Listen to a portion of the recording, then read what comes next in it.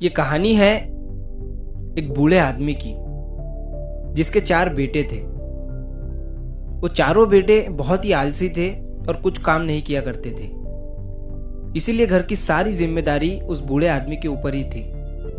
बूढ़ा आदमी हर वक्त इसी बात से परेशान रहता कि वो अपने बेटों को कैसे समझाए, क्योंकि उसके बेटे कोई काम नहीं किया करते थे और ना ही अपने पिता का हाथ बटाते। एक दिन उस बूढ़े आदमी की तबीयत बहुत ज्यादा खराब हो गई, जिसकी वजह से वो बीमार पड़ गया। लेकिन इतने बीमार हालत में भी वो बस अपने बेटों के बारे में ही सोच रहा था। तभी उसने सोचा कि क्यों ना वो अपने चारों बेटों को अपने पास रखे उस खजाने के बारे में बता दे, ताकि उसके गुजरने के बाद उसके चारों बेटे खुशी से जी सके।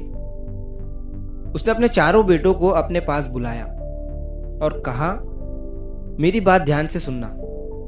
मैंने अपनी जिंदगी की सारी जमा पूंजी एक संदूक में तुमसे छुपा कर रखी थी।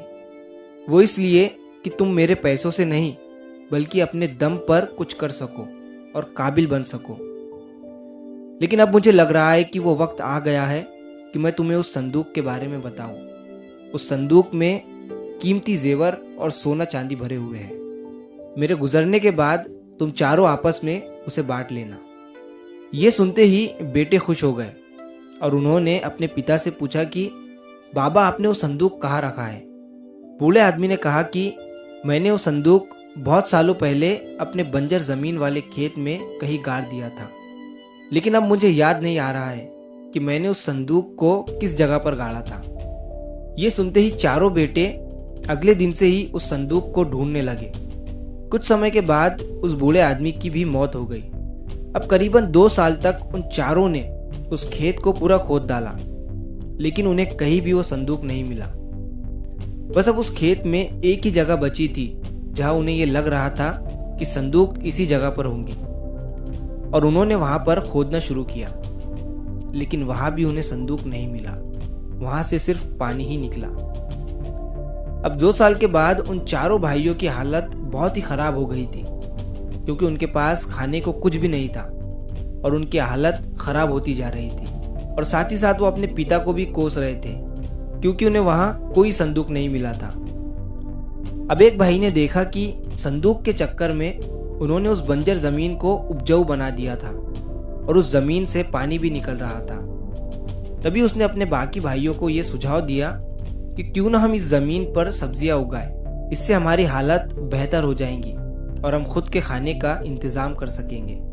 ये सुनकर चारों भाइयों ने इस बात पर हामी भरी और धीरे धीरे करके उन्होंने उस जमीन पर सब्जियां उगाना शुरू किया और उन्हें बेचते गए। अगले 5 सालों में वो चारों भाई उस गांव के सबसे अमीर आदमी बन गए। और तब उन्हें अपने पिता की बात याद आई और वो समझ गए कि उन्होंने हमसे उस संदूक वाली झूठ बात क्यों कही थी, ताकि हम सब आलस को छोड़कर मेहनत करने लगे। और आज उस जमीन की वजह से उनके पास जितनी संपत्ति हो गई थी वो किसी खजाने से कम नहीं थी। तो दोस्तों, इस कहानी से हमें ये सीख मिलती है कि मेहनत ही सबसे बड़ा खजाना है। आलसी इंसान हमेशा दूसरों पर निर्भर रहता है और अपनी किस्मत के सहारे बैठा रहता है, लेकिन जो मेहनत करता है वही सच में सफल होता है। बूढ़े आदमी ने अपने बेटों को एक झूठी कहानी सुनाकर उन्हें काम करने पर मजबूर किया, जिससे उन्होंने बिना सोचे समझे एक बंजर जमीन को उपजाऊ बना दिया। आखिरकार उनकी मेहनत रंग लाई और वही जमीन उनकी जिंदगी का असली खजाना बन गई। ये कहानी ये भी सिखाती है कि धन दौलत से ज्यादा जरूरी मेहनत करने की आदत है।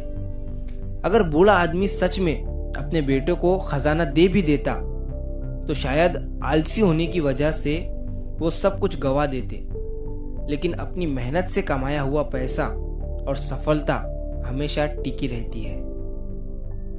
तो अगर आप इस कहानी को और भी लोगों तक पहुंचाना चाहते हो तो इस वीडियो को लाइक करिए, ताकि YouTube इस वीडियो को और भी लोगों तक पहुंचाए। और अगर कहानी अच्छी लगी हो तो हमारे चैनल को सब्सक्राइब जरूर करिए। मिलता हूँ मैं अगली बार इसी तरह की कहानी के साथ। तो सब्र करो, शुक्र करो और जिंदगी में आगे बढ़ो।